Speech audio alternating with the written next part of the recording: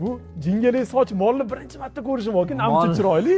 Molni kis qilib chaqirayotganingizga bu hayajonlanyapti bu, men kismasman deb. Greyford sortdan boylaganmiz aka, molni.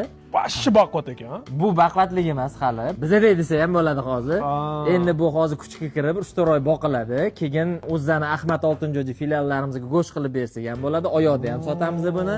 Endi chorvachilik bilan ham shug'ullanyapmiz. Boshi chiroyli molni olib kelibsiz. Faqat bu Greyford sortidan emas, bizda Angus ham, Simmental sort ham bor. Mana bu qora oq bo'lib turgan Mickey Mouse sort. Mana bu jigarrang oqli Greyford sorti. Bunisi-chi? Bunisi Simmental. Mana lekin vashi krasavchik ekan, bor, jingali soch. Qanaqa boqyapsizlar aka? Buni qanaqa boqish kerak? Buni o'zi 2-3 xil yo'llari bor, hamma har xil boqadi. Biz suxoy ko'rimni boqishni plan qilganmiz chorvachilikda.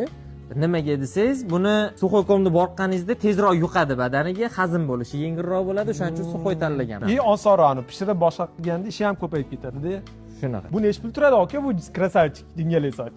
Bu sortli 2300-2400 dollar atrofida turadi. Turishida qancha go'sht beradi? Turishida bir 250-300 kilo go'sht beradi. Endi biz buni boqib, yetishtirib, xudo xolasa, yana bir 500-600 kilogacha olib borib, keyin xudo xolasa bozorga chiqaramiz. Juda ham zo'r aka, men o'zim boqqim kelgan, adam ruxsat bermaganlar yoshligimizda.